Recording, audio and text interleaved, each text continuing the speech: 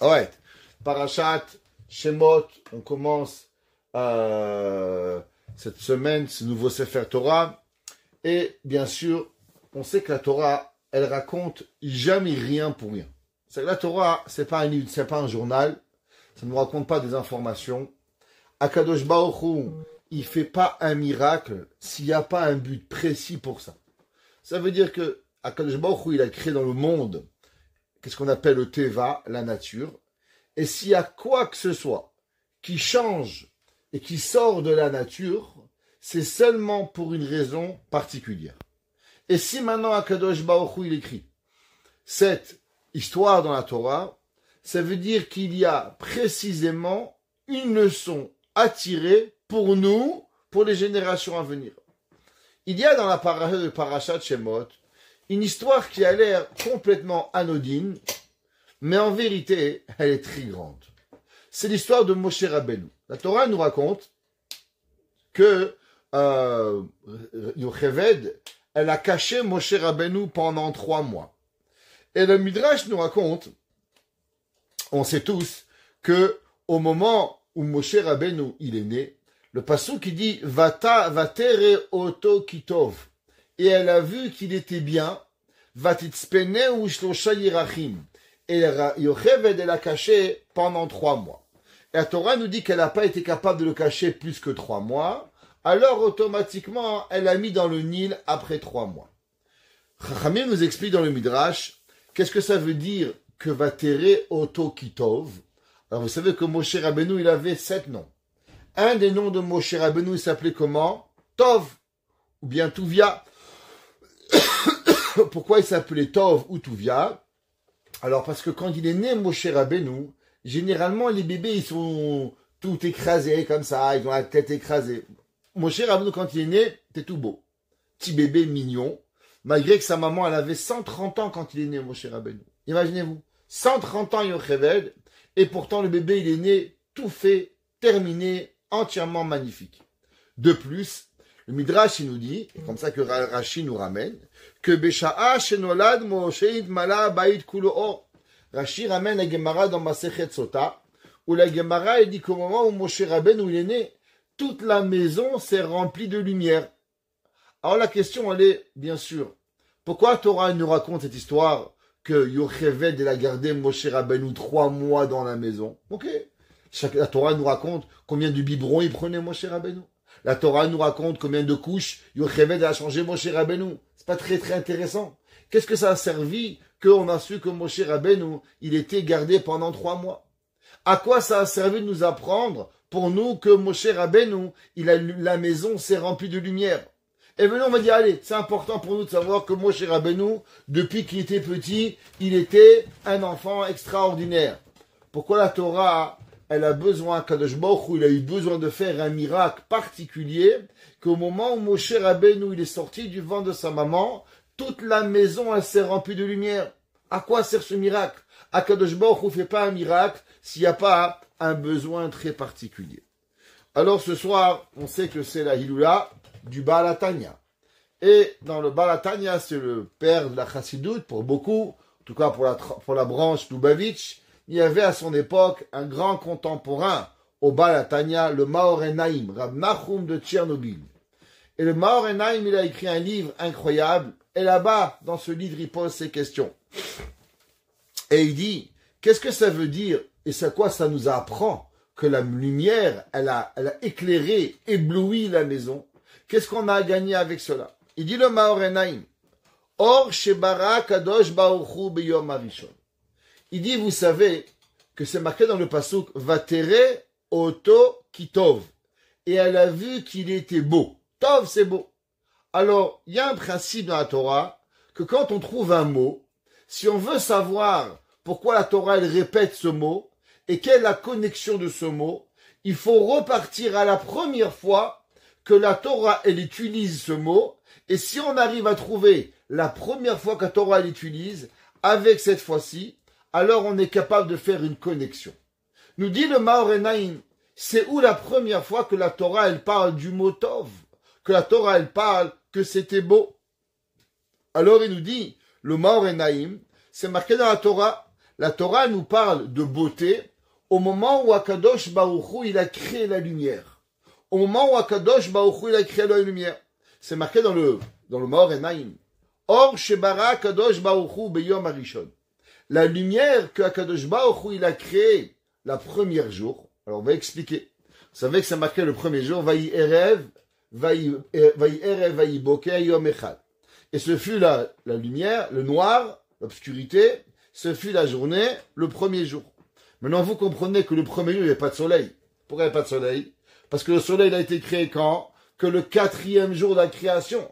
C'est seulement le 4e jour qu'Akadosh Baruch Hu, il a créé le soleil et la lune. Donc, s'il n'y avait pas de soleil, premier jour, 2e jour et 3e jour, c'est quoi cette lumière qui a existé? C'est quoi la lumière avec quoi Akadosh Baruch Hu, il a créé le monde, à le moment de la création du monde? Alors, c'est ce qu'on appelle, en langage kabbalistique, en langage Sod, le Or Haganouz, la lumière cachée. Ça veut dire que Akadosh Baruch Hu, il a créé une lumière très particulière, que cette lumière Akadosh Baruch Hu, il a créée, et elle a servi premier jour de la création, 2e jour de la création, 3e jour de la création. Le 4e jour, Akadosh Baruch Hu, il a créé un soleil, et il va garder, et il va cacher cette lumière, qu'on appelle la lumière cachée, les tzadikim la'atid-lavo, pour les justes dans le monde plus tard. Et on va voir, c'est quand les justes et c'est quand le monde plus tard. Ça veut dire qu'il y a une lumière particulière qui est réservée aux tzadikim, et cette lumière-là, elle a servi principalement 3 jours de la création du monde, dimanche, lundi, mardi, et elle s'appelle Or Haganouz, la lumière cachée. Avec cette lumière, qu'est-ce que l'homme pouvait faire? Alors, il faut savoir que la lumière, c'était pas seulement une lumière physique, c'était une lumière spirituelle, avec laquelle on était capable de pouvoir voir d'un côté du monde à l'autre côté du monde. Ça veut dire, même si vous avez des bons yeux, Baruch Hashem, Hamdoulilah, Hamsi Aliyah, vous avez des bons yeux, au bout d'un moment, vos yeux, ils ne voient pas. C'est-à-dire, vous pouvez voir 1 kilomètre, 10 kilomètres, 20 kilomètres, au bout d'un moment, ça s'arrête. Vos yeux ne peuvent pas voir plus loin. La lumière cachée, elle permettait à l'homme d'avoir une facilité de vision qu'on était capable de voir d'un bout du monde à l'autre bout du monde. Ça veut dire que l'homme, il pouvait se trouver à Yerushalayim et il pouvait voir ce qui arrive en Australie. Il pouvait être en Amérique et voir ce qui se passe en Chine ou au Japon. Il était capable de voir Mitrilat Haolam Ve'at Sofo.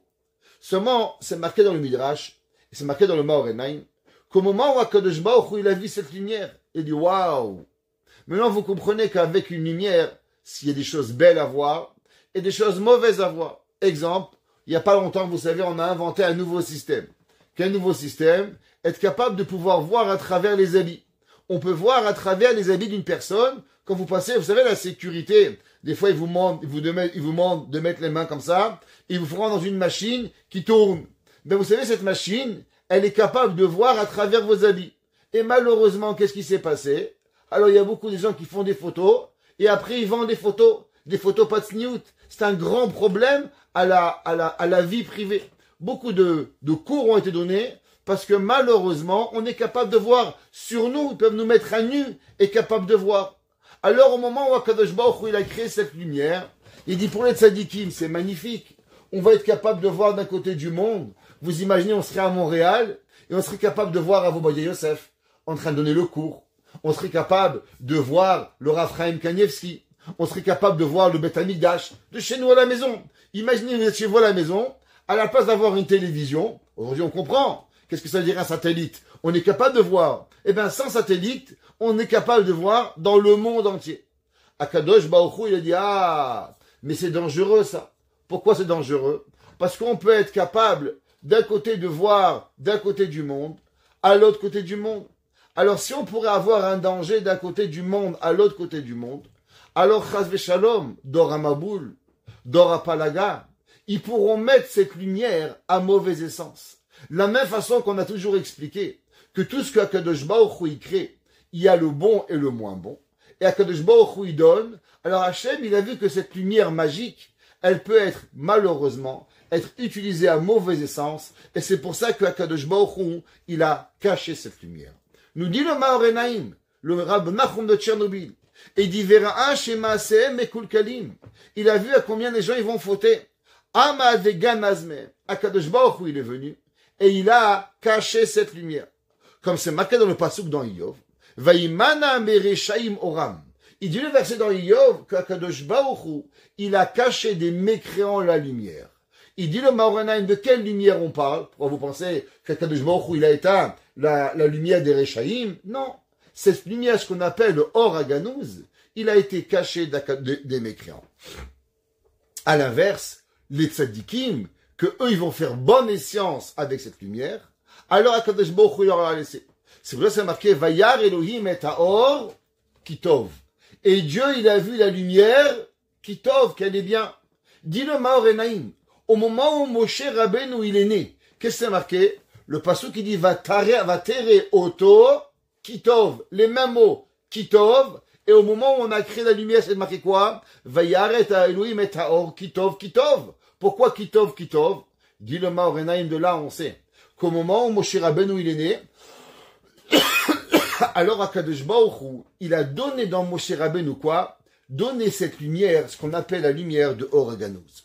Maintenant, venons, on va essayer de comprendre pourquoi Moshe Rabbeinu, Akadosh Baruch Hu, comme on a expliqué, Hachem a donné un miracle de faire que ce bébé il naisse avec cette lumière, ce qu'on appelle le Or Aganouz. Pourquoi? Pourquoi s'il avait besoin de ça? Juste rends Moshe Rabbeinu mignon, ça suffit. Quel était le but que Yocheved, elle voie la lumière cachée dans Moshe Rabbeinu? Alors pour comprendre cela, il faut comprendre qu'il y a une Gemara dans Masechet Sota, Daf Yudbet Amudbet, 12b. La Gemara dans Masechet Sota, elle nous dit à quelle date Moshe Rabbeinu il est né. Vous savez tous que Moshe Rabbeinu, il est né le 7 de Hadar. Le 7 de Hadar, Moshe Rabbeinu, il est né. Chaque année, on fait la Iloula de Moshe Rabbeinu, le 7 de Hadar. Moshe Rabbeinu, il est né le 7 Hadar. Il est mort le 7 Hadar. La Gemara nous dit aussi qu'au moment où Yocheved, 3 mois plus tard, elle va prendre Moshe Rabbeinu et elle va le mettre dans le Nil. Quel jour c'était le jour où Yocheved, elle a pris Moshe Rabbeinu, elle l'a mis dans le Nil? La Gemara dit, si tu calcules 3 mois, alors tu regardes. Nissan, Iyar, Sivan. C'était quel jour? Le 6 de Sivan. Le jour de Shavuot. Le jour de Shavuot, c'est là que Yocheved a mis Moshe Rabbeinu, le petit Moshe, dans le Nil. Et là, au moment où Moshe Rabbeinu, imaginez-vous un petit bébé, dans le Nil avec des vagues, qui allait et tuer Moshe Rabbeinu. Alors les Malachim, ils sont venus, ils ont dit, hey, Akadosh Baruch Hu, je comprends pas. Est-ce que l'homme, que plus tard la Torah elle va dire Anochi Hashem Elokecha, Asher Oteticha Meretz Mitzraim, celui qui va amener la Torah dans le monde, aujourd'hui, dans exactement 80 ans, Moshe Rabbeinu va apporter la Torah dans le monde, et là maintenant tu vas laisser Moshe Rabbeinu mourir, et tous les anges du ciel ils vont demander à Kadosh Baruch Hu, s'il te plaît Hashem, sauve Moshe Rabbeinu. Et c'est là que Batia Bat Paro, elle va descendre dans le Nil, et elle va étendre sa main, et le miracle va venir qu'elle va sauver Moshe Rabbeinu. Nous dit le Maorenaïm, intéressant, quelle est la raison pourquoi Akadosh Baruch Hu, il a fait ce miracle particulier à Moshe Rabbeinu quand il est né, de façon à ce que Myriam, elle cache Moshe Rabbeinu 3 mois, et qu'elle ne mette Moshe Rabbeinu seulement le 6 de Sivan, de façon à ce que les Malachim ils vont pouvoir prier à Moshe Rabbeinu le 6 de Sivan. Ça veut dire que Akadosh Baruch Hu, s'il n'avait pas fait cette lumière magique sur Moshe Rabbeinu, alors automatiquement, Yocheved, elle n'aurait pas su à quel moment mettre Moshe Rabbeinu dans le Nil, mais du fait qu'elle a su que Moshe Rabbeinu, il va avoir cette lumière spéciale, alors elle savait que la Torah devait donner le 6 de Sivan. D'où vous savez que la Torah devait donner le 6 de Sivan. À quoi c'est marqué? Vayi ere, vayi boker, yom, hashishi. Vous vous rappelez, on avait fait un cours sur ça. Pourquoi c'est marqué Vayi ere, vayi boker, yom, echad, sheni, shlishi, revi, chamishi et hashishi? La Gemara dit que Akadosh Baruch Hu, il a fait une condition avec le monde. Si le peuple juif, il prend la Torah, le 6 de Sivan, alors le monde va maintenir. Mais si le peuple juif ne prend pas la Torah le 6 de Sivan, alors je détruirai le monde. Donc ça veut dire que depuis 2440 ans, on savait pertinemment que la Torah devait donner quand? Le 6 de Sivan. C'est pour ça que Yocheved, à quel jour elle va venir, elle va placer Moshe Rabbeinu dans le Nil, le 6 de Sivan, du fait qu'elle va comprendre que son fils Moshe Rabbeinu avait cette lumière particulière qui appartient aux tzadikim que la Torah va leur donner, et c'est pour ça qu'elle va le mettre dans le Nil le 6 de Sivan. En un mot, Kadosh Baruch Hu, il a donné un message à Myriam, à Yocheved, à quel moment placer Moshe Rabbeinu dans le Nil. Pourquoi? Pour que façon que les Malachim puissent prier pour Moshe Rabbeinu, de façon à ce que Moshe Rabbeinu, il va être sauvé. C'est marqué dans la Gemara dans Chagiga que Adam Arishon, avec cette lumière, qu'est-ce qu'il pouvait? Il était capable de voir d'un côté du monde à l'autre côté du monde. Et c'est pour ça que c'est marqué Ribono Shel Olam. Les Malachim, ils ont dit, grâce à Moshe Rabbeinu, la Torah va être donnée. C'est marqué dans le Bnei Issachar. Le Bnei Issachar qui est Rav Elimelech Tzvi Midinov, le neveu du Noam Elimelech. Si vous n'avez pas encore appris, alors on a appris. Rav Elimelech Tzvi Midinov, Rav Tzvi Elimelech Midinov. Il dit, ça veut dire que la lumière cachée, où elle se trouve cette lumière cachée, il ramène au nom de Rabbi Pinchas de Koritch. Rabbi Pinchas de Koritch, il dit, vous savez, où est-ce que la lumière, cette lumière que Akadosh Baruch Hu il a cachée, Hachem il a mis, où il a mis? Alors il a rentré dans la Torah. Et il dit, vous savez, cette lumière, c'est pas pour rien qu'il y a une mitzvah par an, que tout le monde fait, mais cette mitzvah, elle est particulière. Quelle est particulière? Généralement, quand on fait une mitzvah, alors on accomplit une mitzvah, telle qu'elle soit. Faire une khumra, bon, il y en a qui font, il y en a qui font pas. Généralement, la populace, elle fait pas la khumra. Prenez n'importe quelle mitzvah, du premier à la dernière, à part les gens particuliers qui aiment faire les mitzvot avec le hidour, eh ben, sinon, les gens, prenons une mitzvah, tzniout.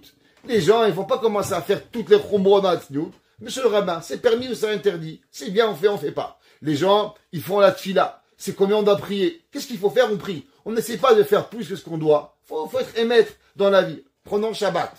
Shabbat, à quelle heure ça rentre Shabbat? Là, on peut prendre Shabbat, d'après certaines poskim, 40 minutes avant le coucher du soleil, déjà c'est Shabbat. Qui vous connaissez qui prend Shabbat 40 minutes à l'avance? Allez, personne. Qui c'est qui prend Rabbeinu Tam? Très peu. Qui c'est qui prend Rabbeinu Tam du Magen Avraham 120 minutes après? J'ai vu dans ma vie une personne. Ça veut dire que faut être honnête. Généralement, les khumrot, elles sont pas données à la populace. Et même plus que ça, les khumrot sont même pas écrits dans le Shulchan Aruch. Mais pourtant, il y a une khumra que tout le monde fait, et il y a même une khumra qui est écrite dans le Shulchan Aruch. C'est quoi la khumra? Chanukah. Chanukah, combien de lumières on doit allumer? Une bougie. D'après la halakha, premier jour, une bougie. Deuxième jour, une bougie. Troisième jour, une bougie. Huitième jour, une bougie. Khumra, 1, 2, 3, 4, 5, 6, 7, 8. Dis le Bnei Issachar, je comprends pas. Quelle est la raison pourquoi tous les juifs du monde, ils font la khumra? Dis-moi, tu connais toi un juif qui allume une bougie à Chanukah? Je connais pas. Et pourtant, la halakha, elle est d'allumer qu'une bougie. Quelle est la raison pourquoi tous les juifs du monde, ils ont pris sur eux cette khumra d'allumer 8, 1, 2, 3, 4, 5, 6, 7, 8. Quelle est la raison? Dis-le Bnei Issachar. Vous savez pourquoi? Parce que quand on allume 1, 2, 3, 4, 5, 6, 7, 8, et vous additionnez 1 plus 2, 1 plus 3, 1 plus 4, et ainsi de suite, vous avez combien à la fin? Vous avez 36. Pourquoi vous avez 36? Par rapport aux 36 bougies qui sont les 36 bougies qui représentent la Torah cachée. Ça veut dire que dans la Torah, il y a 36 bougies qui représentent ces 36 moments de lumière cachée. Qu'est-ce que ça veut dire? Alors c'est marqué dans le Talmud en Yerushalmi. Le Talmud en Yerushalmi, il dit, vous savez qui a été le premier tzaddik du monde? Eh bien, le premier tzaddik du monde, il a été qui? Adam Arishon. Au moment où Akadosh Baruch Hu, il a créé Adam Arishon, alors vous savez, il a préparé le monde, Dieu. La Gemara dit pourquoi Hachem, il a été créé le dernier. Adam, il a créé Hachem, il a créé Adam le dernier. Parce qu'Adam était le plus grand tzaddik qui a jamais existé. Alors Hachem, il avait terminé le monde à la perfection. Et le jour où Adam Arishon, il est né, Akadosh Baruch Hu, il a repris la lumière cachée et il a ressorti. Et cette lumière, elle va briller combien de temps? 36 heures. La journée de vendredi, vendredi soir et Shabbat. Pendant ces 36 heures-là, Adam Arishon va profiter de quoi? De la lumière cachée. Et où est-ce qu'on va récupérer cette lumière cachée? Eh bien, on récupère cette lumière cachée à travers les 36 bougies qu'on allume dans Hanouka. Il dit le Rabbi Pinchas de Koritch, vous savez pourquoi chaque juif, il va allumer 1, 2, 3, 4, 5, 6, 7, 8 et pas se suffire de 1, parce qu'on a tous envie d'aller chercher et d'aller manger et de profiter de cette lumière magique du Or HaGanuz que Akadosh Baruch Hu il a gardé pour les tzadikim. On veut tous avoir une part dans cette lumière. C'est pas pour rien que le Rabbi Tzadok HaKohen de Lublin, il dit le Rabbi Tzadok HaKohen de Lublin, combien il y a de traités de Gemara? Combien de traités de Gemara nous avons? Eh bien, soyez pas choqués s'il y en a seulement 36. Il dit pourquoi 36? Chacun des traités par rapport à une des bougies de Hanouka, par rapport à une des heures que la lumière cachée, le Or HaGanuz, il a éclairé le monde depuis vendredi jusqu'à samedi soir, qu'Adam Arishon, il était dans le Gan Eden. Et c'est pour ça que c'est marqué dans le Midrash. Le Midrash dans Parashat Tanchuma, Midrash Tanchuma, dans Parashat Noach, pardon. Il écrit la chose suivante, un Midrash que tous les Juifs doivent connaître. Il dit le Midrash, Idbarar Shemo, Melech Malchei HaMelachim, Akadosh Baruch Hu, créateur du ciel. Shebacho, Shivcho, Shebachar Be'Israël, qui a choisi dans le peuple juif, Mishivim Umot. Hachem, il avait le choix, toutes les nations du monde. Mais pourtant, qu'est-ce qu'il va faire? Il va choisir le peuple juif. Comme c'est marqué dans le Passouk, dans Azinu, qui chelek Hachem Amo. Ça veut dire que Kadosh Baruch Hu, il aurait pu choisir une des 70 nations, mais Hachem, il nous a choisi à nous, le Ham Israël. Comme c'est marqué qui chelek Hachem Amo, cheven nachalato. Et il dit le Midrash dans Tanchuma, Venatan lanu et Torah birtav. Et Hachem nous a donné la Torah écrite, Beremez tzfunot vestumot. Maintenant, il faut savoir que la Torah, elle est quoi? La Torah, elle est en vérité des codes. Ça veut dire que chaque mot, ceux qui sont un peu au cours ici, je vois quelqu'un nouveau aujourd'hui, mais chacun qui connaît un peu la Torah, alors dans la Torah, il y a tous ces des codes. Et il faut savoir déchiffrer les codes de chaque chose. Et Chachamim, moi, est-ce qu'ils ont expliqué ces codes-là? Comment comprendre? Eh bien, Amen. Ils ont écouté la Torah, la Torah dans ils ont expliqué cette Torah dans Torah chez Béalpé. Comme c'est marqué dans le Passouk, le Karat Akadosh Baruch Hu Berit. Akadosh Baruch Hu, la Gemara nous enseigne, il n'a pas créé d'alliance avec le peuple juif, seulement sur la Torah écrite, Torah orale. Ça veut dire que quoi? La Torah écrite, ce sont des codes, mais tu sais pas les portes, tu sais pas les ouvrir. Comment tu vas apprendre à pouvoir ouvrir les codes de la Torah? Seulement avec Torah chez Béalpé. Exemple, la Torah te dit, tu prends un gars, tu vas le frapper 40 coups de bâton. Pourtant, combien tu vas le frapper? 39 coups de bâton. La Torah te dit, tu vas pas travailler le Shabbat. La Torah te dit pas combien de Melachot Shabbat. Vous pouvez regarder dans toute la Torah, depuis Bereshit jusqu'à les Éné Kol Israël, vous n'allez jamais trouver où est-ce que la Torah, elle parle des 39 travaux. C'est pas écrit. Pourtant, la Torah, elle en parle oui. Comment elle en parle oui? La Gemara, elle dit, d'où est-ce qu'on sait qu'il y a 39 Melachot Shabbat?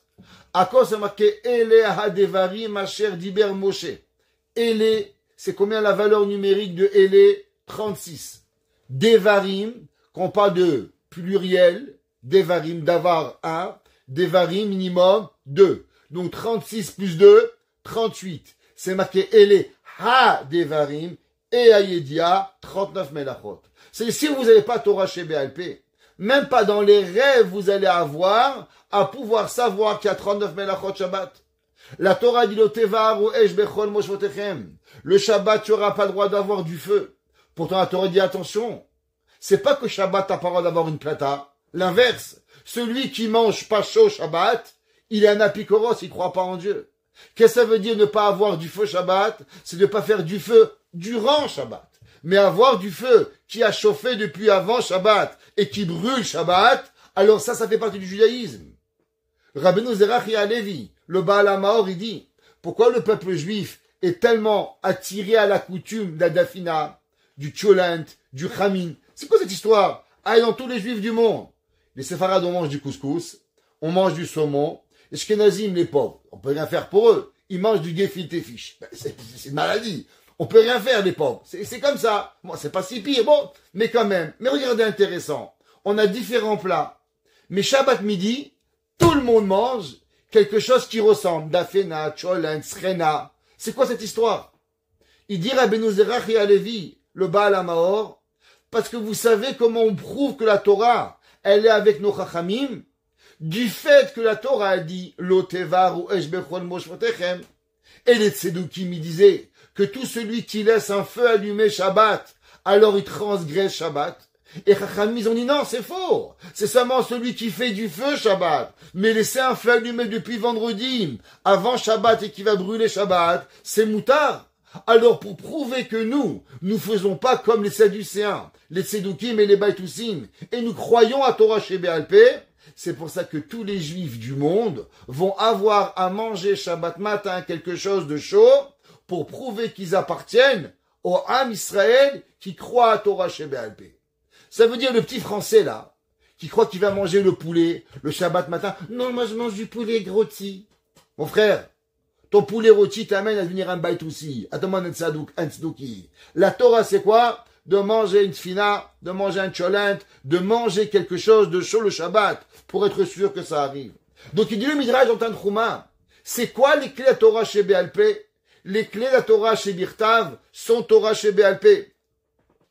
Et il dit, et ça c'est ce que la Torah chez Béalpé c'est quoi? Et le Midrash il continue. Et il dit, vous savez la Torah chez Béalpé c'est quoi? C'est pas facile.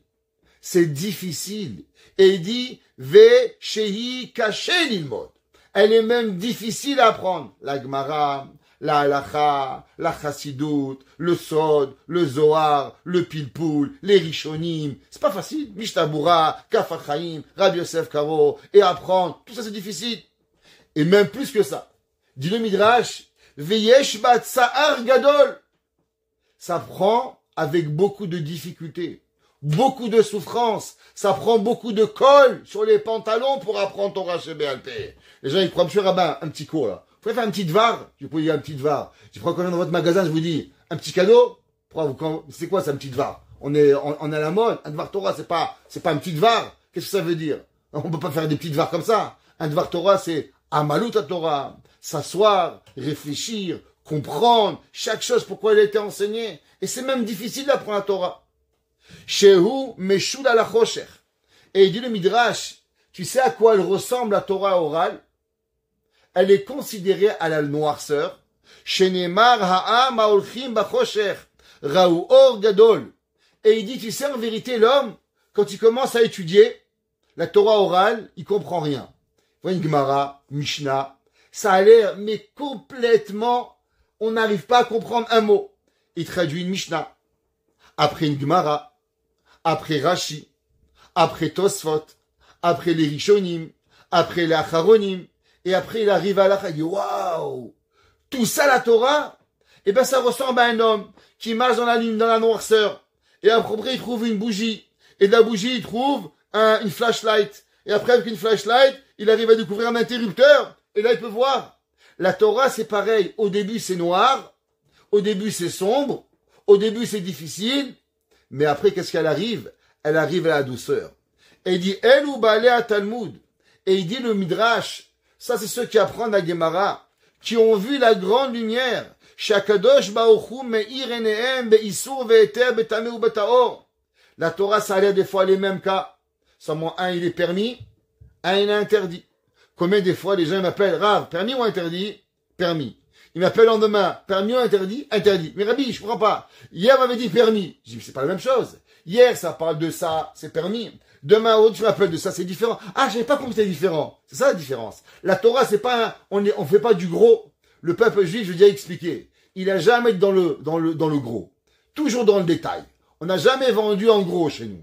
Toujours le détail. Pourquoi? Parce qu'on était des manufacturiers de détail. Pas de gros. On fabrique bien le peuple à porter. À Paris, c'est quoi? On fabrique pas les grossistes. On est des détaillants. Pourquoi? Parce que chaque chose, elle va définir la halakha. elle va définir quoi faire. Prenez dans les tzadikim, prenez le Shulchan Aruch, le Mishnah Bura, le Kaf HaChaim, Shulchan Aruch Harav, tous les poskim, chaque mot, on s'attend à comprendre le minimum, chaque virgule. Pourquoi? Parce qu'il y a une différente compréhension. Et il dit, c'est pour ça qu'Akadosh Baruch Hu, Matan Srara la Olam Haba. C'est pour ça que Dieu nous donne une grande récompense dans le monde futur. Shenemar ha'am ha'olchim b'chosher ra'u or gadol. Or gadol, or shenivra beyom harishon. Il dit le Midrash, c'est quoi cette lumière que tu vois dans la noirceur? Où est-ce que tu la vois?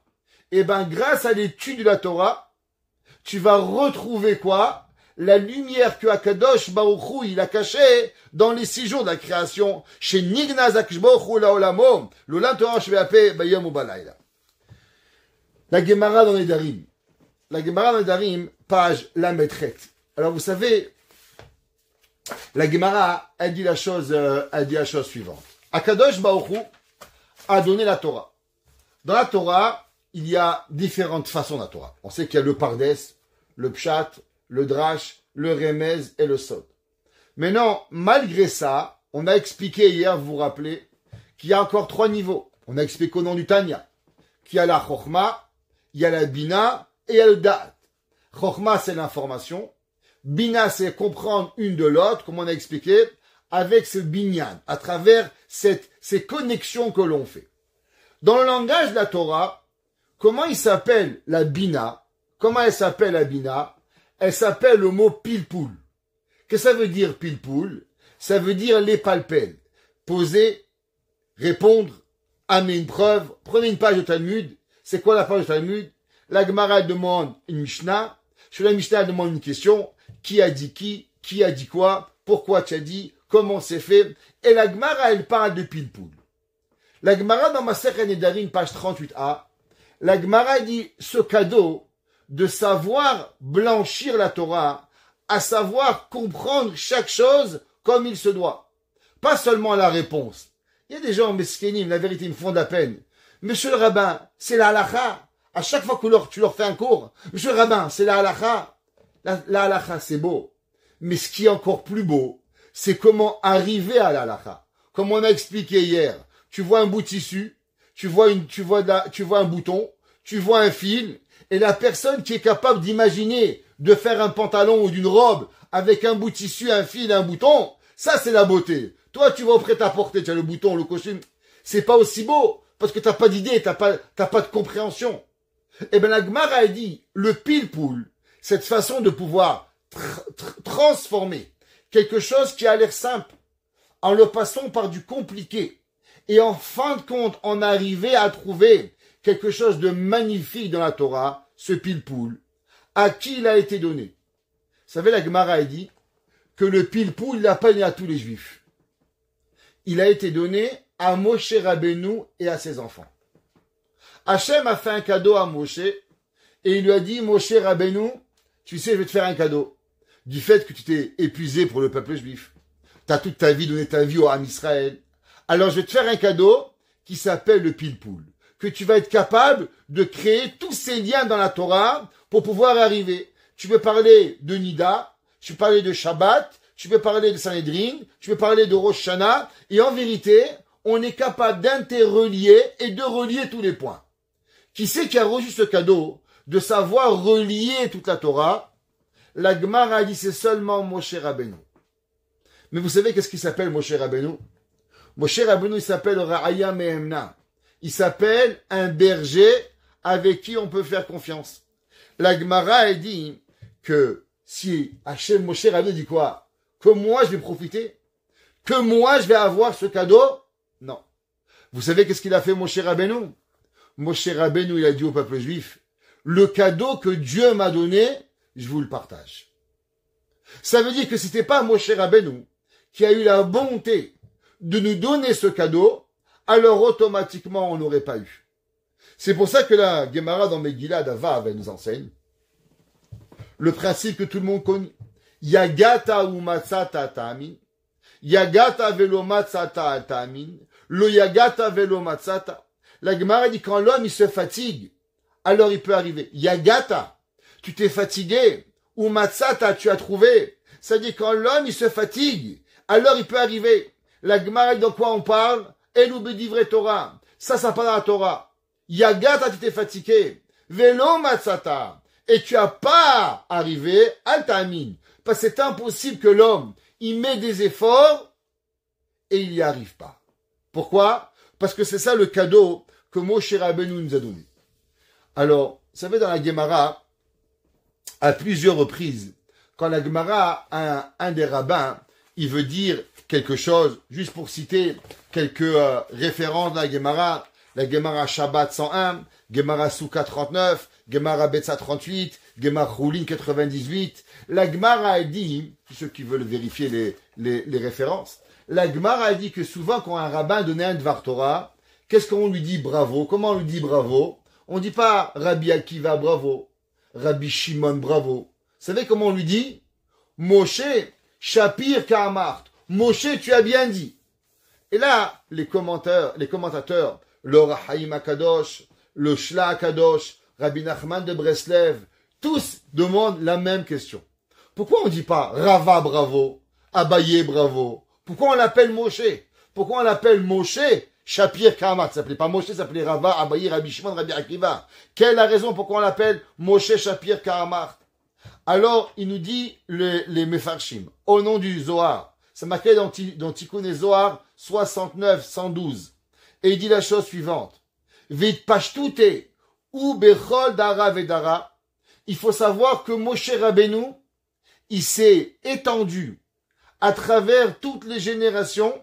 Bechol tzadik vechacham nimit asek beoraita. Il dit le Rahaim Akadosh, le Shela, Rabbi Nachman de Breslev, tous, pareil, au nom du Zohar. Qu'en vérité, chaque tzaddik de la génération, il a une étincelle de Moshe Rabbeinu. Et c'est pour ça que la Gemara, quand elle veut lui dire, waouh, un beau chidouche, qu'est-ce qu'elle lui dit? Moshe, t'as bien dit. Qu'est-ce que ça veut dire? Pour dire un chidouche pareil, de où tu l'as eu? Comment un homme, un humain normal, il est capable d'arriver à dire une beauté pareille? La Gemara lui dit, Moshe Shapir Ka'amart. Ça veut dire que tu as dans toi cette étincelle de Moshe Rabbeinu pour pouvoir y arriver. Ça veut dire que au moment où Yocheved, elle a vu ce bébé, qu'est-ce qu'elle a vu? Alors elle a vu Vatere Oto Kitov. Elle a vu qu'il était beau. Qu'est-ce qu'il était beau quoi? Il avait un beau visage. Bien sûr il était beau aussi. C'est pas seulement ça qui était moche. Bien sûr il était beau. Mais ça veut dire qu'elle a vu dans lui cette particularité qui était cette lumière extraordinaire que Akadosh Baruch Hu lui a donnée. Et c'est pour ça que Yocheved va le garder jusqu'au 6 de Sivan, le jour où Moshe Rabbeinu il va donner la Torah pour pouvoir y arriver. Maintenant, vous savez, il y a une grande question. La question, elle est historiquement. À quel moment on a reçu la Torah? Vous savez, on dit toujours la Torah est le 6 de Sivan. Mais en vérité, la Torah, elle n'a pas été donnée le 6 de Sivan. Quand est-ce que la Torah a été donnée? Le 7 de Sivan. Pourquoi? Vous vous rappelez, on a fait ce cours-là durant le Covid. Reprenez vos notes. Au Shavuot Covid. Et dans Shavuot Covid, on avait dit la chose suivante. Vous vous rappelez que c'est marqué que Kadosh Baruch Hu a dit à Moshe Rabbeinu, s'il te plaît, dans le 3e jour de maintenant, je vais donner la Torah. Moshe Rabbeinu l'a dit à Dieu et a dit au peuple juif, pas soyez prêts le 3e jour, mais dans 3 jours, à partir de maintenant, alors Akadosh Baruch Hu il va venir. Ça veut dire, la Gemara dans Shabbat 88a, elle dit, 87b, 88a, la Gemara là-bas, elle dit, qu'en vérité, Hachem, il devait la Torah le vendredi. Mais Moshe Rabbeinu, il a rajouté un jour. Moshe Rabbeinu a dit non, c'est pas la Torah le vendredi qu'il va donner, c'est que la Torah venait quand? Le Shabbat. Ça veut dire que la Torah venait quand? Le 7 de Sivan, et non le 6 de Sivan. Le Magen Avraham, dans Siman Taf Tzadik Dalet, 494, il demande une question. Il dit, le jour de Shavuot, qu'est-ce qu'on dit? On dit, Zman Matan Toratenu, le jour où on a reçu la Torah. Il dit, le Magen Avraham, je comprends pas. Mais la Torah, elle a jamais été donnée le 6 de Sivan. La Torah, elle a été donnée quand? Le 7 de Sivan. Alors pourquoi on dit Zman Matan Toratenu, le jour de Shavuot? Alors il y en a qui veulent dire, bah oui, mais tu sais, en Chutz Laaretz, on fait 2 jours. le 6 et le 7. Ça c'est bien. Mais en Israël, Biskinim, ils font Shavuot, pas le jour où de Moshe dans la Torah. Ça veut dire que eux, ils font le 6 de Sivan, et le 7 de Sivan, ils vont travailler. Le jour où Hachem a donné la Torah, ils font pas Shavuot. Alors pourquoi on fait Shavuot le 6 de Sivan? On aurait dû faire Shavuot le 7 de Sivan. Si Bémet, Hachem a donné la Torah le 7 de Sivan, pourquoi nous fêtons pas la Torah le 7 de Sivan et nous fêtons la Torah le 6 de Sivan? Pareil, pourquoi Yocheved, elle a mis Moshe Rabbeinu dans le Nil le 6 de Sivan, et qu'est-ce que les Malachim ils ont dit? L'enfant, l'homme qui va recevoir la Torah dans 80 années aujourd'hui, tu vas le laisser mourir, Mechila, mais c'est pas le bon jour. Moshe Rabbeinu n'a pas donné la Torah le 6 de Sivan, a donné la Torah le 7 de Sivan. Alors qu'est-ce que la Gemara dans Masechet Sota, page 12b, elle nous dit que les Malachim, ils ont dit comment on peut laisser un bébé mourir dans le Nil, celui que dans 80 années, il va dans la Torah aujourd'hui. Il n'a pas dans la Torah le 6 de Sivan, il a dans la Torah le 7 de Sivan. Alors il faut savoir pourquoi en vérité Moshe Rabbeinu l'a rajouté un jour. Qu'est-ce que ça veut dire que Moshe Rabbeinu, il a rajouté un jour? Alors on a dit, la Gemara a des Doreshet, la Gemara a dit que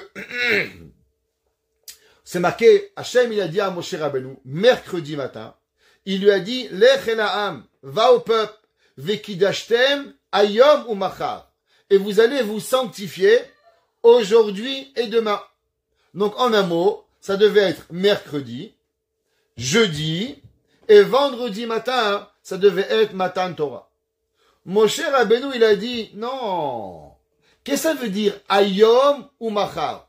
Aujourd'hui et demain. De la même façon que demain, c'est combien de temps demain? Demain, c'est 24 heures. Alors aujourd'hui, c'est combien? Ça doit être aussi 24 heures. Parce que Hachem, il a dit ayom ou machar. Alors de la même façon que demain, il a 24 heures. Donc ça veut dire qu'aujourd'hui, c'est aussi 24 heures. Donc en vérité, on ne calcule pas le mercredi. Ça veut dire jeudi et vendredi. Et on a mercredi, jeudi, vendredi. Et Hachem va donner la Torah le Shabbat. La Gemara demande, et qui a dit qu'Hachem était d'accord avec Moshe Rabbeinu? La Gemara répond, parce que Dieu, il n'est pas venu au rendez-vous jusqu'à Shabbat matin. Si Dieu n'était pas d'accord, alors il avait qu'à venir un jour à l'avance. Un jour, mon père et ma mère, ils sont arrivés dans un mariage une semaine à l'avance. Ils se sont habillés et tout. Je suis arrivé au mariage une semaine à l'avance. Mon père et ma mère, ils arrivent, ils voient pas, il n'y a rien. Ils voient là-bas, ils disent, il n'y a pas un mariage, il me dans une semaine. Ouais, ça veut dire, ils ont compris, ils se sont trompés, il n'y a personne, il n'y a pas de khatan, il n'y a pas de kala, il n'y a rien du tout. Pareil, dit la Gemara, du fait que Hachem est venu à la montagne que le Shabbat matin et pas le vendredi, ça veut dire que Hachem, il a accepté ce que Moshe Rabbeinu, il a dit. Il a été Doresh Ayom Macha. Tosfot, il demande, et il dit, qu'est-ce que ça s'appelle, cet enseignement que Moshe, il a fait? Ayom Macha. Ma Macha, la Yom Elaila. La même façon que demain, ça veut dire 24 heures. Alors aujourd'hui, ça veut dire aussi 24 heures. Ce qu'on appelle en langage toranique, ça s'appelle un hekesh. Qu'est-ce que ça veut dire un hekesh? C'est qu'on apprend des comparaisons. Une des 13 façons, une des Yud Gimel Midot, Shea Torah Nidreshet Bahem, on a déjà appris. Un d'entre eux, c'est Kalvachomer, les afortiori, Hekesh, Gezerah Shava, Bin Anav, Pasuk Echad, Shne Ktuvim, tout cela, c'est 13 qu'on lit tous les matins de Rabbi Ishmael. Rappelez-vous, on a fait un cours il n'y a pas longtemps par rapport aux 13 midot qui ont à voir avec Ishmael. Vous vous rappelez Ishmael et Yitzhak Avenu? Vous prendrez dans Parashat, le cours qu'on a fait cette année, dans Parashat Vayera. Alors, c'est quoi un Hekesh? C'est une des 13 façons que la Torah, elle est enseignée. Et quand on apprend les Yud Gimel Midot, alors il s'appelle comment? Ça s'appelle un enseignement toranique. De Tosfot. Pourquoi c'est marqué que Moshe Rabbeinu, il a rajouté un jour? Il n'a pas rajouté un jour. S'il a été Doresh à Hekesh, ça veut dire que ça devient la Torah. Alors pourquoi ça s'appelle qu'un jour que Moshe Rabbeinu, lui-même, il a rajouté? Non! Ça s'appelle une des façons que la Torah, elle a enseigné. Hekesh, Gezerah Shava et Kalvachomer. Alors pourquoi ça s'appelle que Moshe Rabbeinu, Osif, Yom, Echad Midato? La réponse, elle est, qu'est-ce que ça veut dire que Moshe Rabbeinu, il a fait cadeau au peuple juif un cadeau? Quel cadeau Moshe Rabbeinu il a fait? Eh ben, on a dit, vous vous rappelez dans la Gemara dans les Darim, qu'en vérité, Dieu avait donné à Moshe Rabbeinu une étude particulière. Qu'est-ce que ça veut dire? Qu'en vérité, le peuple juif, il devait juste savoir permis ou interdit. Fais pas. Mais c'est tellement barbant. Prenez un goy, il apprend le code civil. Prenez un avocat. Ouais, sans être méchant. J'ai rien contre les avocats. Mais pourquoi les avocats, ils deviennent tous véreux? Parce que, il n'y a pas de vie dans leur code civil. Il n'y a rien. Le code civil, c'est mort. Permis, interdit. Il n'y a pas une raison, comme nous, Gemara, Rashi, Tosfot, comprendre. Alors c'est des lois. Tu fais pas. Il n'y a pas de Kalvachomer. Il n'y a pas d'Ekesh. Il n'y a pas de Xerashava. Il n'y a pas du Gimel Midot. Ah, on a comparé la loi 225 avec 228. On fait une nouvelle loi. Hey, ils vont nous dire, monsieur, Baruch Hashem, il y a déjà 292 000 lois au Canada. Rajoute pas une nouvelle loi. Baltosif. La Torah, c'est pas comme ça. La Torah te dit, il y a une loi dans les Chot Shabbat. Il y a une loi dans le Chot Yom Tov. Et avec, on fabrique une nouvelle loi. Ça fait Gezer Hashava, Ekesh. C'est la vie, c'est le Dad HaKadosh Baruch Hu. Ce qu'on a expliqué hier, qu'il y a la Chochma, la connaissance. Il y a la Bina. On a construit. Et après, on a le Dat. Qu'est-ce qu'on a expliqué au nom du Tanya? Que le Dat, c'est la connexion avec Dieu. Ça veut dire que l'homme, il comprend la volonté de Dieu. Même si Hachem lui a pas dit permis ou interdit. Mais après qu'il a utilisé sa Chochma, il a utilisé sa Bina, alors il apprend à savoir c'est quoi la volonté d'Akadosh Baruch Hu. Et ça devient bémet une partie de la Torah. Comme Moshe Rabbeinu. Moshe Rabbeinu, Dieu lui a dit aujourd'hui et demain. Moshe dit mais non, Hachem ne peut pas dire qu'il veut venir vendredi. C'est pas vrai.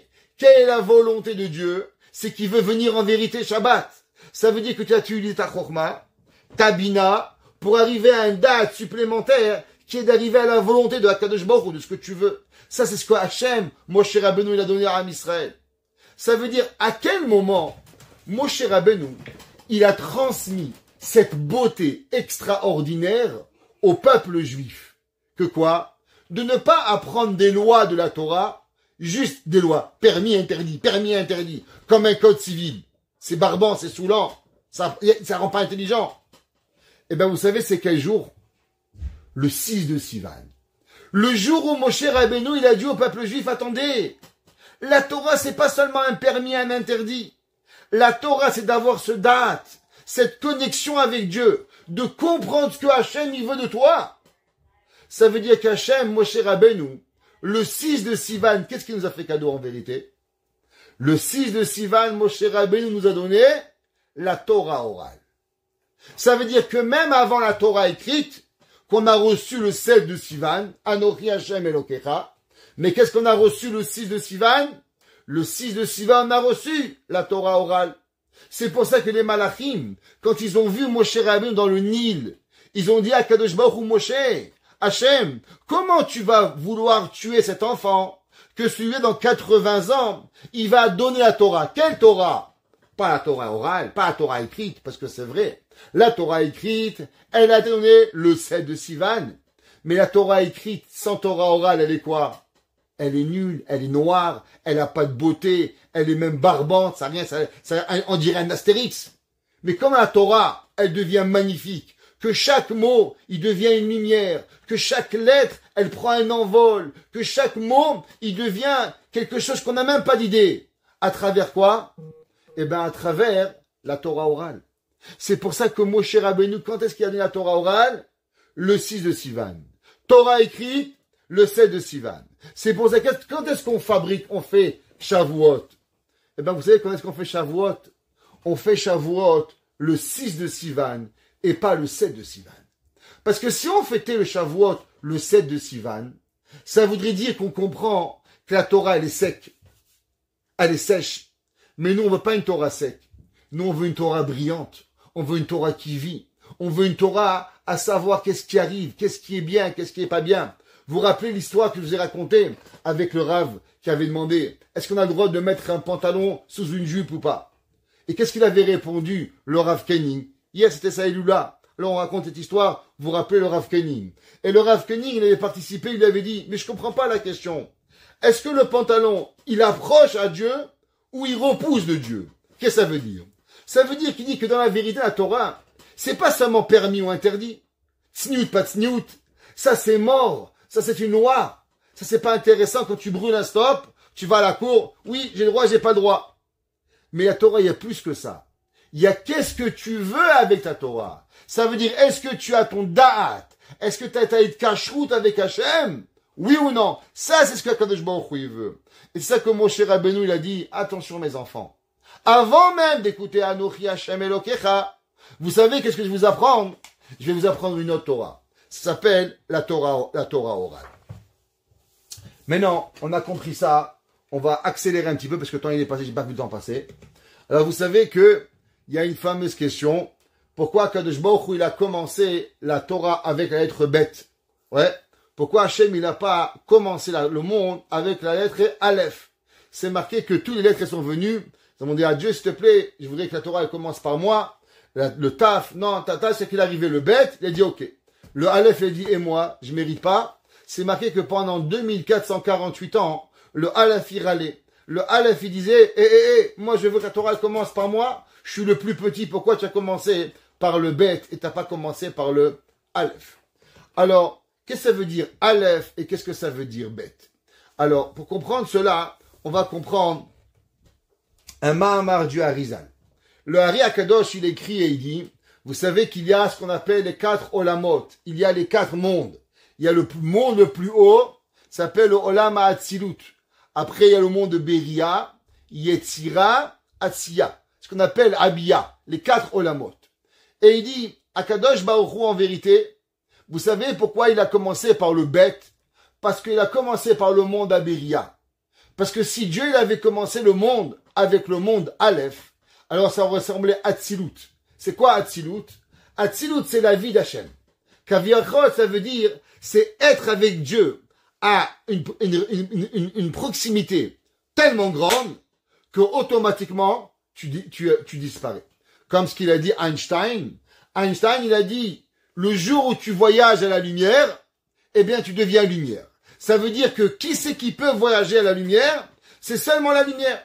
Le jour où tu es en contact avec la Hatzilut, alors tu deviens Hatzilut. C'est pas possible. C'est pour ça que Akadosh Baruch Hu, qu'est-ce qu'il a eu besoin? Akadosh Baruch Hu, il a dû créer le monde avec le bête. Bête, c'est le Olam Aberia. À travers le bête, alors il y a eu une distance qui s'est créée entre Hachem et le monde il a pu exister.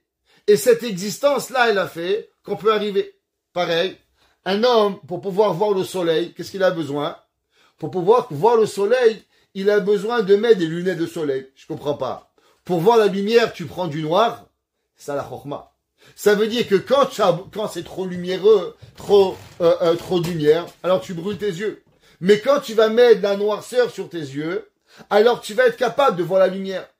Pareil, pour pouvoir arriver à comprendre ce que Akadosh Baruch Hu veut et que Akadosh Baruch Hu demande de nous, on a eu besoin d'avoir le Olam Aberia, le bête, de façon à ce qu'on a créé le monde, pour pouvoir arriver par la suite à arriver à voir le Olam HaAtzilut. Et quand est-ce qu'on a eu le Olam HaAtzilut? C'est pour ça que le Olam HaAtzilut, c'est quoi? C'est la Torah. La Torah, elle commence à travers quoi? Aleph. Anochi Hashem Elokecha.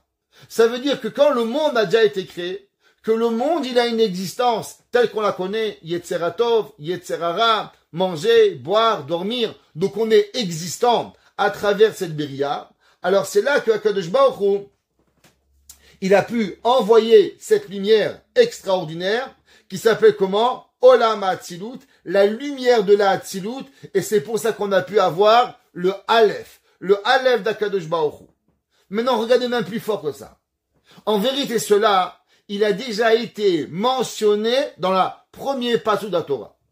Tout le monde en a déjà demandé souvent, pourquoi c'est marqué Bereshit, Bara, Elohim? Au commencement, il a créé Elohim. Pourquoi on n'a pas dit Elohim, Barashit, Bara? Pourquoi on n'a pas dit le mot Elohim en premier? Pourquoi on dit le mot Bereshit? Il dit le Harizal, parce qu'en vérité, si on avait commencé par le mot Elohim, alors l'existence de Dieu, elle aurait été trop grande et on n'aurait pas été capable de pouvoir véritablement exister. Alors Akadosh Baruch Hu d'abord a dit Bereshit, bête, Bara, Olam Aberia, après seulement Elohim. C'est pour ça que le Aleph, il vient après qu'il y a une création qui est venue pour pouvoir arriver. C'est pour ça que la Gemara dit que Shimon ben Azai, il dit, regarde un petit peu la grandeur de Dieu. C'est marqué dans Tehillim, Va'advanotecha, et ta anava et ton humilité, Tarbeni, tu as créé. Basar vadam mazkir shemo, les humains, moi, je. Prenez la conjugaison française, ça commence par quoi? Je mange. Ouais, pourquoi d'abord pas je mange? Tu manges d'abord, pourquoi je mange? Parce que toujours c'est j'ai, j'y, ouais, tout c'est iPod, ouais, Apple, tout c'est iPhone, I, et you pay. Non, I pay too. Ok? Mais toute la vie, ça commence par le I. Il dit le Midrash, mais Dieu c'est pas comme ça. Bereshit bara Elohim. Regardez comment Hachem, il a pas dit d'abord lui, Elohim, bara, Bereshit. Non. Hachem, il a dit, pas je, tu, il. Hachem, il a dit, tu, il, je. Akadosh Baruch Hu, il s'est mis à la fin. Bereshit, au commencement. Bara, il a créé. Elohim. Pourquoi? Dit le Midrash, tout cela pour pouvoir arriver à supporter le Olam HaAtzilut. On a eu besoin d'avoir de Akadosh Baruch Hu quelque chose.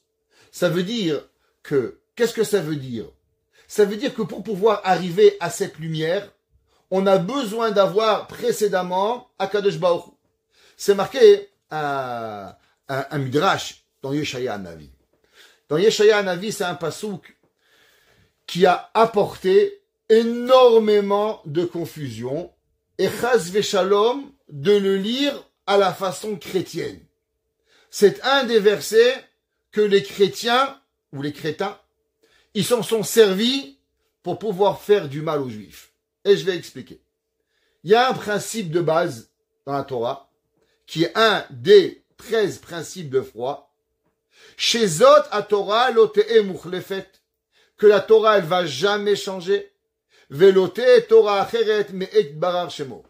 Et qu'il n'y aura pas d'autre Torah. Ça veut dire, si vous vous demandez, un jour on a demandé, qu'est-ce qu'il faisait David Amelech le matin? Moi je sais. Il faisait Modéani, après Netilat, après Hasheyatsa, après Kriyat Shema, après Tefila, Tefilin. Je sais ce qu'il faisait Shlomo Amelech.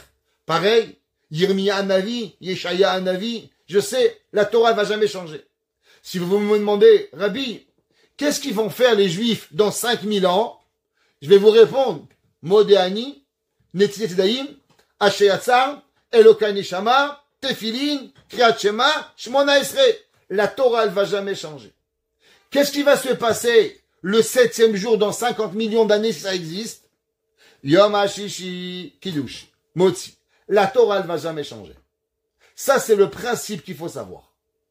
Si c'est comme ça, il y a un pasouk dans Yeshaya, où les goïms, ils se sont basés pour créer le Nouveau Testament Barminan, Lo Alenu Lo Alechem. Le pasouk qui dit comme ça, Ki Torah me'iti tetse, et une Torah de moi, elle va sortir. Et il dit le Midrash dans Vaikra Rabba, Amar HaKadosh Baruch Hu, Torah Chadasha me'iti tetse. Une nouvelle Torah, elle va sortir. De là, il s'est basé les chrétiens qu'on a inventé un Nouveau Testament. Mais c'est pas possible. Comme j'ai expliqué, à cause que la Torah, elle peut jamais changer, et du fait que dans leur loi, on enlève toutes les mitzvot, je sais pas ce qui reste, la vérité, peut-être à part on a rajouté une, on a enlevé tous les 613 mitzvot, ça peut pas exister. Alors qu'est-ce que ça veut dire qu'en vérité, une nouvelle Torah, elle va exister? Qu'est-ce que ça veut dire cette nouvelle Torah? La réponse à cette question, c'est exactement ce qu'on est en train d'expliquer. Aujourd'hui, quand on voit la Torah, elle a l'air sombre. La Torah, elle a l'air difficile. La Torah, elle n'a pas l'air, allez, je vais employer un gros mot, attrayante. Vous ouvrez un livre, c'est noir et blanc. Vous ouvrez Astérix, Tintin, c'est des couleurs, ça a l'air sympathique. T'as envie de lire tout de suite. La Torah, noir et blanc, il n'y a même pas de voyelles, il n'y a rien. Ça a l'air mort. T'as même pas envie d'ouvrir. Pourquoi? Parce que ça ressemble à cette noirceur. Pourquoi? Parce que Akadosh Baruch Hu, il a caché cette lumière. Mais il va arriver un jour où Akadosh Baruch Hu, qu'est-ce qu'il va faire? Akadosh Baruch Hu, il va donner une nouvelle lumière dans le monde. C'est quoi cette nouvelle lumière? Il va donner que dès que tu vas ouvrir la Torah, alors tu vas avoir un Ochi Hashem va te donner. On va être connecté avec quoi? Plus avec le Olam Aberia, avec le Bet, mais on va être connecté avec quoi? Avec le Aleph, qui est le Olam HaAtzilut, que Akadosh Baruch Hu il a dit Anochi Hashem Elokecha. Alors automatiquement on va arriver. La Gemara dans Masechet Shabbat elle dit, qu'est-ce que ça veut dire Aleph Bet? La Gemara dit Aleph Bet et Talmud Torah. Ça veut dire que l'homme, pour pouvoir commencer à vivre, c'est quoi Aleph? Alouf Oshel Olam, le maître du monde. Bet, c'est Bina, construction. Pour pouvoir arriver à comprendre ce que c'est le Aleph Bet, en vérité, tu as besoin seulement d'une seule chose, de comprendre ce que ça veut dire la Torah de Akadosh Baruch Hu. Et c'est quoi Torah Chadasha? Au moment où on va recevoir cette nouvelle lumière, alors notre Torah elle va être tellement douce. Chaque juif va courir pour apprendre. Chaque juif va avancer et il va vouloir. Et ça c'est grâce à qui? Ça en vérité qui donne ce petit goût-là. Ce petit goût, c'est Moshe Rabbeinu qui nous l'a donné. C'est marqué qu'à la fin des temps, dans le Yalkut Shimoni, le Midrash il dit qu'à la fin des temps, Akadosh Baruch Hu il est assis dans le Gan Eden et il enseigne la Torah. Et tous les juifs, les justes, ils sont assis devant lui et tous les anges du ciel, ils se mettent debout. Alors, écoutez le Midrash. Le Midrash, il dit, les tzadikim assis, les malachim debout, ils n'ont pas le droit d'être assis, ils sont pas au niveau des justes d'être assis, au moment du shiur de Dieu. Soleil et tous les signes du zodiaque à la droite de Dieu, la lune et les étoiles à la gauche. Akadosh Baruch Hu, il est assis et il apprend une nouvelle Torah. Avec qui? Dit le Midrash, avec c'est la Torah que le Mashiach va nous enseigner. Maintenant, vous vous rappelez, on avait fait aussi un cours dans Parashat Mishpatim, et dans Parashat Vayechi, il y a 2 ans. On avait dit, c'est qui le Mashiach? C'est qui Mashiach? Ad Kiyavo Shilo. Yaakov Avinu, il a dit, c'est quoi? Le Mashiach, il va s'appeler Shilo. Il dit, l'Or HaChaim Akadosh, c'est qui Shilo? Shilo, valeur numérique, 345. Valeur numérique, Moshe. Parce qu'en vérité, c'est qui le Mashiach? Le Mashiach n'est ni plus ni moins que Moshe Rabbeinu. Et c'est quoi que Moshe Rabbeinu il va nous donner? Eh bien, la même façon que Moshe Rabbeinu il a donné avant la Torah, la loi, la Torah orale, qui nous a appris Ayom ou Machar, ce pile-poula. Et c'est ça qu'on fait le 6 de Sivan. Qu'est-ce que Akadosh Baruch Hu Behemet il va nous donner au moment où Mashiach va venir? Qui est Mashiach? Eh bien, Moshe Rabbeinu. Parce que c'est lui qui a commencé le travail, et c'est lui qui va terminer, et c'est lui qui va venir, et c'est lui qui va de nouveau nous apprendre cette nouvelle Torah, qui s'appelle la lumière cachée, dans les 36 traités de Gemara, dans les 36 lumières de Hanouka, dans les 36 heures que la lumière cachée, elle a brillé dans le monde de Adam Arishon. Et tout cela, c'est quoi? Tout cela, c'est ce que Moshe Rabbeinu va nous donner. Et tout ça, c'est quoi? C'est ce que Akadosh Baruch Hu il a donné comme secret à Yocheved au moment où Moshe Rabbeinu il est né. C'est pour ça c'est marqué Vatere Oto Kitov. Elle a vu qu'il était beau. Qu'est-ce que ça veut dire qu'il était beau? Ça veut dire qu'elle a vu que dans lui il y avait une lumière particulière. Quelle lumière? La lumière de Horaganouz. Et c'est pour ça quand est-ce qu'elle a mis dans le Nil? Elle a mis le 6 de Sivan. Parce que grâce à lui on va avoir le Horaganouz. Et grâce à ce Horaganouz les Malachim ils vont prier. Et qu'en vérité, Moshe Rabbeinu la Torah le 7 de Sivan, mais le 6 de Sivan, il apprend la Torah chez Béalpé, et grâce à Torah chez Béalpé, alors on pourra être aujourd'hui à 5784, après 2000 ans d'exil, encore trouver une beauté dans la Torah, encore en train de pouvoir écouter un cours. Jeudi soir, on a nos chalotes qui montent, on a les mamans qui ont tressé les chalotes il y a quelques minutes, mais elles sont encore en train d'étudier, et elles sont attentives. Pourquoi? Parce qu'on vient chercher cette lumière magique. Cette lumière qui vient de où? Pas du Olam Aberia, pas du Bereshit, mais d'un monde encore plus élevé qui s'appelle quoi? Le Olam HaAtzilut pour pouvoir y arriver. Et c'est pour ça qu'en vérité, qu'est-ce que Moshe Rabbeinu, il a dit au moment où on a fauté le veau d'or? Moshe Rabbeinu, il a dit à Hachem, pourquoi tu te fâches? T'as fauté le veau d'or. Mais à qui tu as parlé? Quand tu as dit Anochi Hashem Elokecha, Asher Hotzeticha Meretz Mitzrayim. Qu'est-ce qu'il a dit Moshe Rabbeinu? Tu as pas dit Ani Hashem Elokechem, je suis votre Dieu, mais je suis ton Dieu. Pourquoi Moshe Rabbeinu, il prend Dieu pour un âne. Il dit Hachem, t'as pas dit Elokechem, t'as dit Elokecha. Mais Hachem, il a parlé à nous. La réponse, elle est, c'est qu'en vérité, il y a quelque part une lumière qu'on n'a pas reçue. Ça veut dire, Dieu l'a parlé à Moshe, et il lui a donné cette lumière magique, ce Oraganouz. À qui? Moshe Rabbeinu l'a reçu en entière. Moshe, par sa gentillesse, il nous a partagé un petit peu. Mais qui c'est qui a eu cette Torah, qui a eu cette lumière magique, vertigineuse, extraordinaire? Moshe Rabbeinu. Alors Moshe Rabbeinu, il dit à Kadosh Baruch Hu, tu sais, moi Hachem, tu veux savoir pourquoi ils ont fauté le veau d'or? Parce que tu leur as pas tous donné ce cadeau. Si tu avais donné à tout le peuple juif le Oraganouz, comme à moi tu l'as donné, alors bien sûr, il n'y a aucun juif qui aurait fauté. Mais du fait que maintenant, en vérité, ils n'ont pas tous compris le Oraganouz, c'est pour ça qu'ils ont fauté. C'est pour ça que Moshe Rabbeinu, il a été capable de parler à Kadosh Baruch Hu, de ne pas détruire le peuple juif au moment du Chata Egel. Et ça, c'est ce que Yocheved, elle a compris. Vatere Oto Kitov. Elle a vu qu'il était beau. Elle a vu que Moshe Rabbeinu avait une lumière spéciale. Alors elle va le mettre dans le Nil. Quel jour? Le 6 de Sivan. Pour que Kadosh Baruch Hu, il se rappelle de cette beauté. Que grâce à quoi le peuple juif restera un peuple? Grâce à la lumière que Moshe Rabbeinu, il va donner dans le monde. Alors on n'a qu'une seule chose à prier. Que Moshe Rabbeinu vienne rapidement nous enseigner cette nouvelle Torah, cette lumière magique, et à travers cette nouvelle lumière magique, alors on recevra Bet Hashem, Mashiach Tzidkenu, Bimera Biyamenu. Amen.